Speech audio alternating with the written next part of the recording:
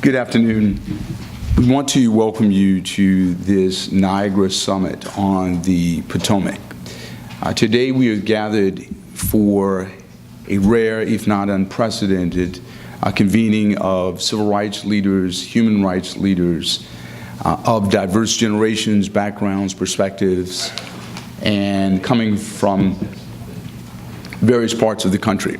At the turn of the century before last, a group of African-American activists gathered at Niagara Falls on the Canadian side of Niagara Falls at a perilous moment in the country when not only were the voting rights of African-Americans under assault, public accommodations were inaccessible to African-Americans in large swaths of the country. We were subject to all manner of indignities with the aid and the abetting of the U.S. Constitution and statutes across the length and breadth of our republic.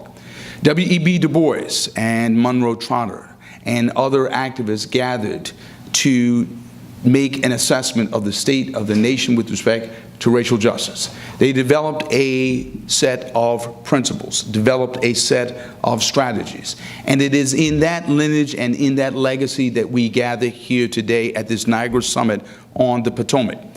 When they gathered in the century before last, it was their intention, in their words, to develop a mighty current of justice. Invoking the words of, suggesting the words of another member of the NAACP, the Reverend Dr. Martin Luther King Jr., who declared on the Mall, "Let justice roll down like waters and righteousness like a mighty stream." We're gathered here today in the wake of the election of Donald J. Trump to assess where we are, to assess where we need to go, and to hear from our colleagues with respect to what we might do. The NAACP understands all too well that though we are represented in 2,200 units in 50 states all across the length and breadth of this country, 60 military installations, 5 abroad, Native American reservations, every large city in the country, hundreds and hundreds of small towns. Being a geographically ubiquitous organization, a diverse organization, a millennially rich organization, we know that we cannot do this work alone. And so we have heard from experts like Cornell Belcher. Only moments ago, we will be looking to hear from Ms. Carmel Martin, and we'll be looking to hear from other colleagues this afternoon. But the important takeaway here is this. The NAACP is doubling down on partnering, doubling down on building coalitions. We're doubling down on opposing policies that not only threaten to turn back the clock and roll back progress, but represent an existential threat to America's values. And what we mean by that is where we have seen in the course of but 10 months of the presidential campaign, the NAACP secured 9 victories against voter suppression. Why? Because we understand that there's an existential threat with respect to the franchise. We have seen since the election of Donald J. Trump and the elevation of Senator Jefferson Beauregard Sessions to become our Attorney General, we have seen a commitment to undo and unravel consent decrees from Ferguson to Chicago, Ferguson to Cleveland to Newark. Consent decrees that represent a protection blanket, if you will, a blanket of security for citizenries that feel as though they are under attack.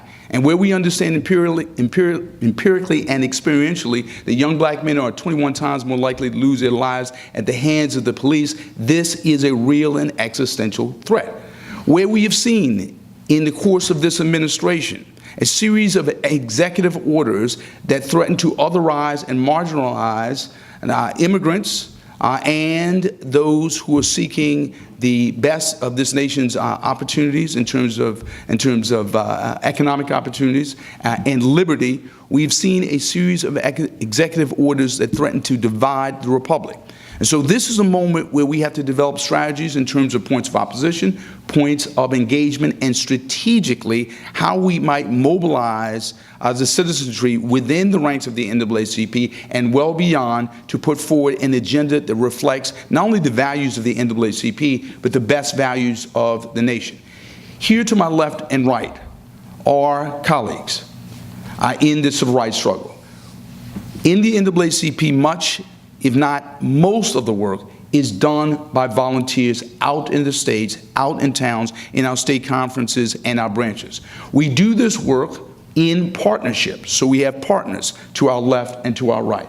And so I'm going to call on our colleagues to speak for a few moments as to where we are, what we're doing here today, and why we have the ability to demonstrate our resolve at the ballot box in 2018 and beyond.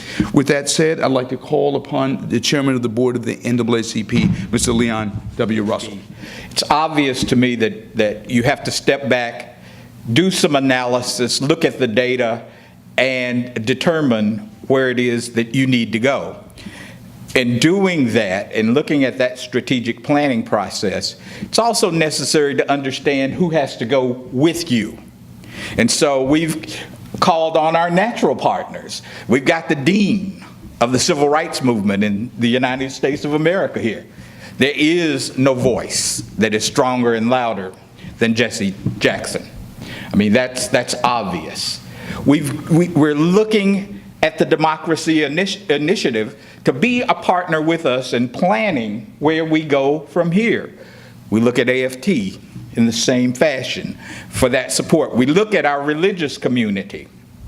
We look at all of our denominational leaders as partners in this effort, and we've invited them to this summit today so that we can sit down, look at the NAACP and say, where do we go next week? And where should we be in 2020? How do we get there, and what's necessary for us to do, to change, to alter, to strengthen to get there? One thing that we understand is very centrally that we have an obligation to our base, our units across this country, to ensure that they have the ability to carry out the programs that we as an NAACP say are important, that are priorities going forward. We also recognize that very importantly, when we look forward and we say that we're concerned about education, we're concerned about health, we're concerned about criminal justice, we're concerned about our young people and their empowerment, that we're concerned about economic development in our communities. We understand that a central point in all of that is civic engagement. If we're not engaged politically, then none of that will happen. None of the progress that we look forward to will ever occur.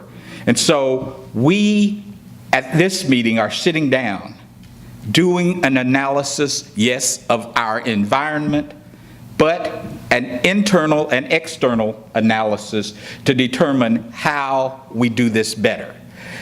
We can't do any of that without the partnerships that we've developed over the years, and so we ask our partners to come join us and tell us how we can do these things better. We're happy to be here. This is a planning session. It's so far been an excellent learning experience, and I think we're going to use it as the basis to go forward over the next 5 to 6 years. Thank you. I know with appreciation that we have representatives from La Raza, from AFT, from Operation Push, from the National Council on Foundations, from the African Methodist Episcopal Church, from millennial organizations, from media organizations. And so this is but a illustrative slice of those who are represented in our planning, our thinking, and our strategizing. Thank you, President Brooks, and thank you for those words, Chair Russell. We gather here for an opportunity. 110 years ago, William Monroe Trotter, W.D. Du Bois, and a woman from Mississippi by the name of Ida B. Wells convened in Niagara to call black intellectuals together to address what they called the Negro question. They called it the Negro question because they had seen a time where Reconstruction had ended, a redemptive period had begun, and African Americans were being lynched in the street on average one a day.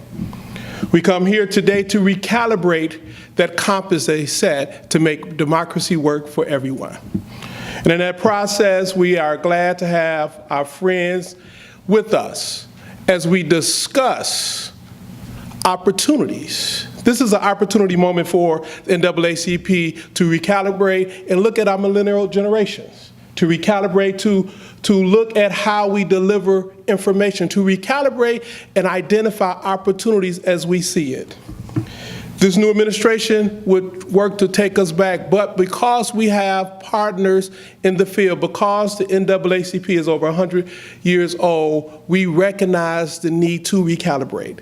So as we convene for the rest of this summit, we will emerge with opportunities for our communities to make democracy work for everyone as we strive to have a quality of life that God called all of us to have. Thank you very much. I'd like to call to the podium Regina Thomas, who leads so much of our work at AFT and who's been such a great partner. Thank you. Thank you, Cornell. And we here at American Federation of Teachers are more than delighted to be joined with this organization who stands with us for a quality education for all people. Our president, Randy Weingarten, is on the Hill now, champion economics for a broader community. We have 5 core values that we know that the NAACP agrees with us, and which is why we stand here, and I would like to do them. Great public neighborhood schools for all people, public education as a priority, affordable higher education, good jobs for the middle class, affordable health care that fulfills and keeps families and communities healthy, and we're fighting for the discrimination and against bigotry for all people. And lastly, democracy and pluralism. And so we stand knowing that NAACP supports our 5 core values, and thanks for the opportunity. Next, I'd like to call to the podium Wendy Fields, who leads the Democracy Initiative, a wonderful multitude of organizations representing voting rights and the effort to rid us of the corrupting influence of money in politics. We are honored to be here today in the spirit of what has transformed our country to make it a place where I was appreciated for not the content of my character, not the color of my skin. And so for us at the Democracy Initiative, that President Brooks is upon that board, we are deeply rooted in environmentalists, labor, civil rights groups, and democracy groups coming together who've made a decision to take collective action to make sure that democracy is 365 days, not just 3 months of an election cycle, to ensure that we show up more powerful and stronger in 2018, 20, and beyond, that 54% of the vote turnout is not acceptable, and voter suppression is not a norm. And so what we do is we will work together to fight for those reforms that increase voter turnout and access, automatic voter registration, same-day registration, equity of voting machines, ones that count everyone's vote, reforms that reduce the corrosive influence of money, where folks like us and young people and women who reflect our community can run for office with our voices and lift and move those, advance those issues forward. So we are honored today to say that we represent over 30 million in those groups. We are the grassroots. We are the place that we make the change. And we are so happy to stand with labor, to stand with the NAACP, and make transformative change boldly in the years and days to come. So we appreciate being here, and as a student of the Reverend Jackson, who reminds us of our core values, we can win and make a difference. In the wake of the recent election, many commentators have endeavored to discern the meaning demographically in the results. How is it that the electorate has expanded as a matter of diversity, but seems to have shrank as a matter of participation? One of the most thoughtful people on this question is someone who ran for president twice, managed to expand the electorate, managed to presage and preview, if you will, the historic election and re-election of President Barack Obama. And that would be Reverend Jesse Louis Jackson. Thank you.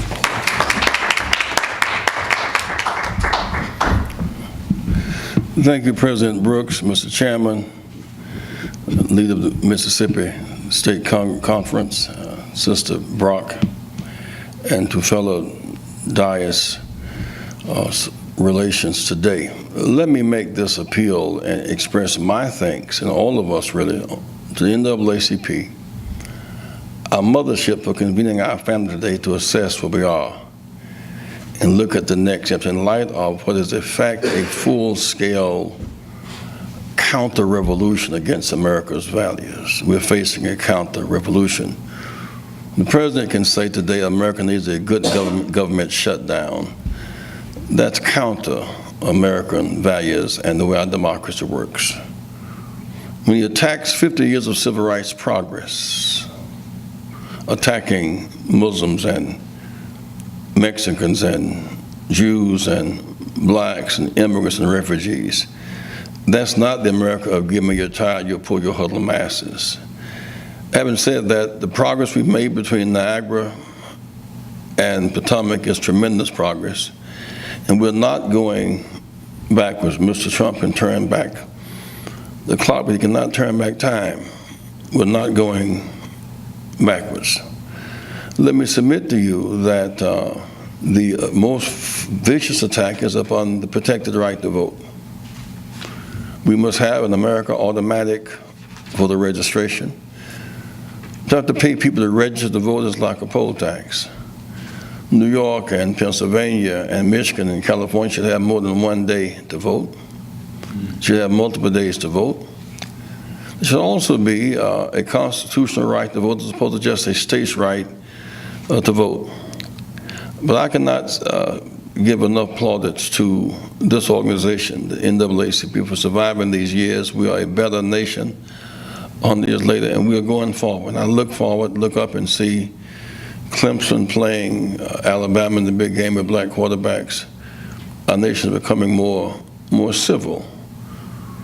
We've learned to survive apart. We must now learn to live together as brothers and sisters in a very civilized way. We see these attacks upon civil rights, but it's not just black versus white, it's wrong versus right. In 1965, blacks got the right to vote for the first time in 85 years. But white women couldn't serve on juries. 18-year-olds could not vote, those serving in Vietnam. We could not vote on campus, not vote bilingually. The new emerging America from Selma to today is an America that will not go backwards. We've learned to survive apart. We must now learn to live together, and we're going to do that. And Mr. Brooks, we thank you so much. Your leadership makes us better and more fit for the journey. Thank you very much. I want to acknowledge the presence of the Reverend Bill Lamar, who serves as the pastor of the historic Metropolitan AME Church, and the Bishop Frank Madison Reed was not able to be here, but we have a representative of the AME Church beyond myself. So, Bill Lamar, thank you. So let's just note this. The point of today is to help map out a strategy. But the strategy is, in fact, informed by history. So we know that in 2012, the NAACP mobilized over 1 million voters, ranking #1 in the country. So we have record, we have precedent, we have best practice in our own history. In that effort, it was coalitional, it was broad, it was deep. It engaged a diverse set of players to mobilize, excite, and engage the electorate. What we saw in the wake of 2012 and 2014, a stratospherically high turnout in 2012 in terms of the millennial vote and women's vote, but in 2014, an abysmal and precipitous drop-off in the vote. In the wake of the recent election, where there were some extraordinarily close margins, Reverend Jackson has made the point, in many ways, we won. So we we factor in the influence of voter suppression.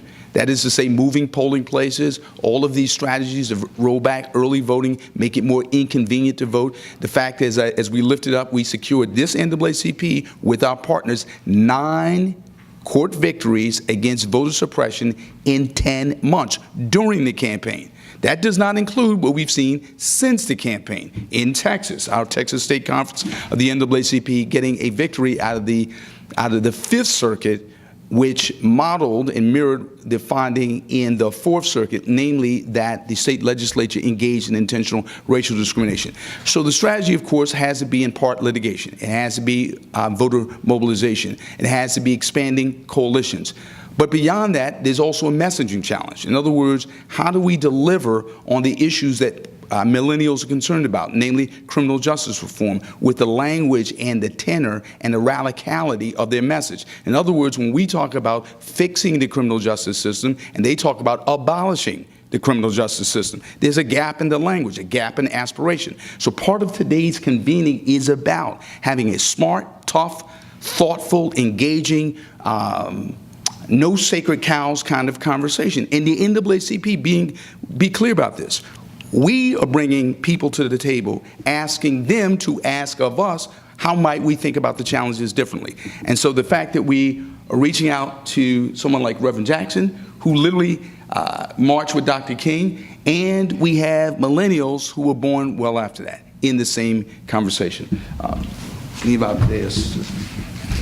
Let me say, as an NAACP life member and a son of this organization and this movement, the gap between Niagara and the Potomac 100 years later, those who sought to deny us the right to vote never stopped trying to diminish the right to vote.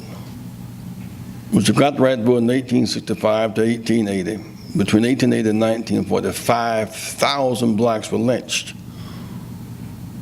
without a single indictment, trying to diminish the right and discourage the right to vote. We got the right to vote in 1965, driven in part by these massive number of chapters across this country and across this world. And so for the first time, white women could serve on juries, and Latinos and Native Americans could vote bilingually. Here we are today with the need to look at the fact that we won in 2000. The winner lost, the loser won. 27,000 votes were not counted in the valid count in 2000. In 2000, we won the election in 2016. 3 million plus vote plurality, that's called winning. It was not just the Russian hacking, which clouded the environment, or the role of Mr. Comey, or that of the Electoral College. But after the Shelby decision in 2013, they removed 568 precincts in North Carolina, 168 precincts alone. This was a stolen election. We got the most votes. We did the turnout.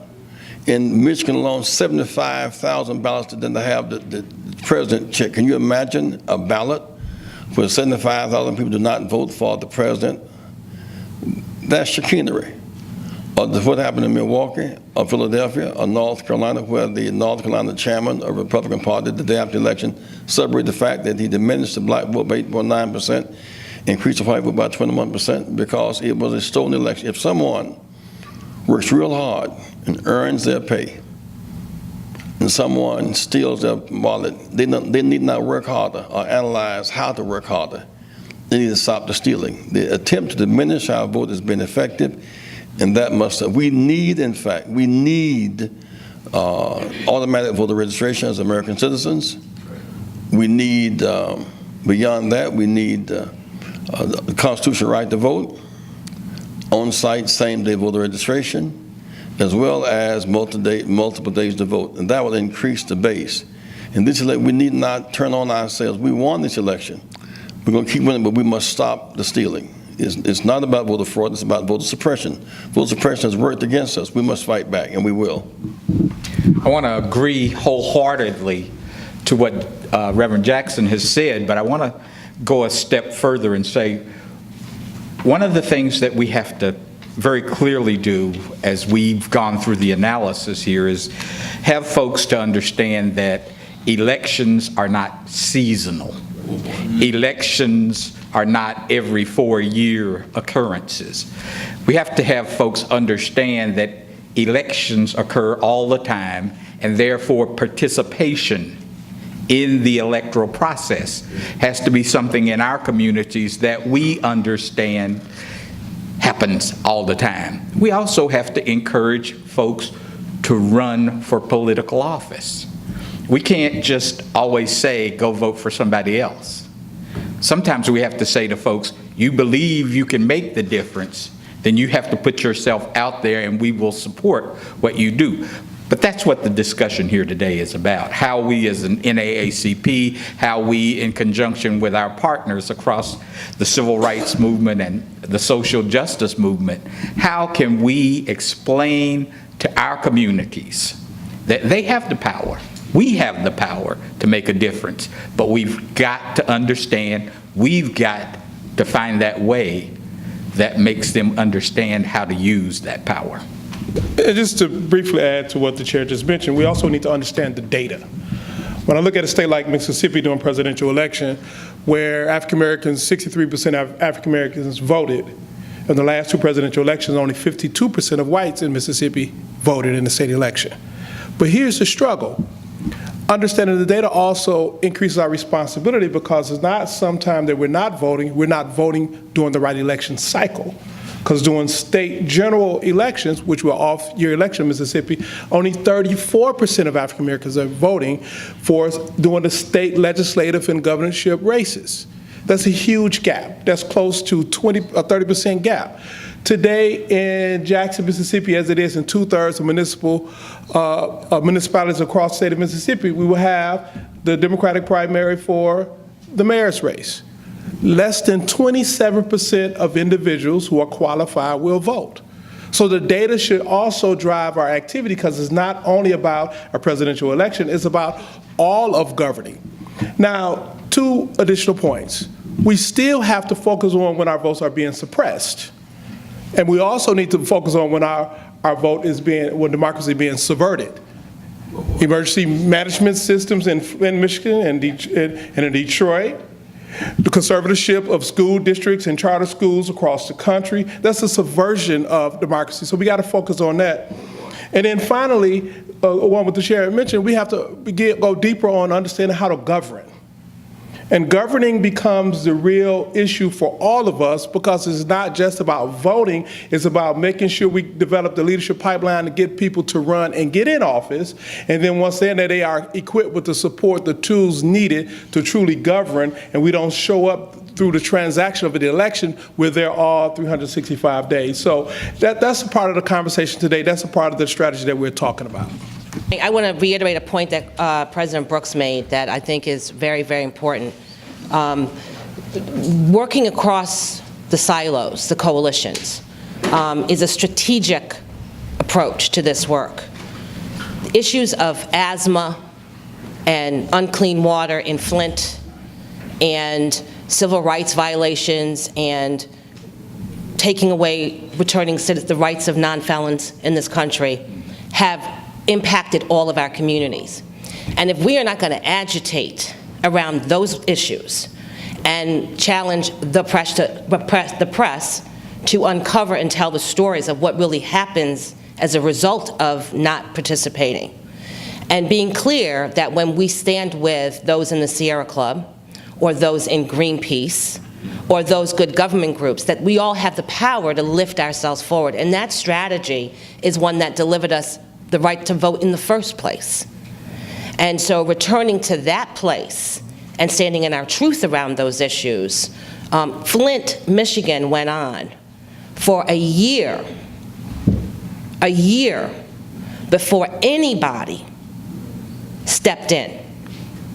And it was because the ACLU hired investigative reporters, not because that the community or the newspaper did that for us.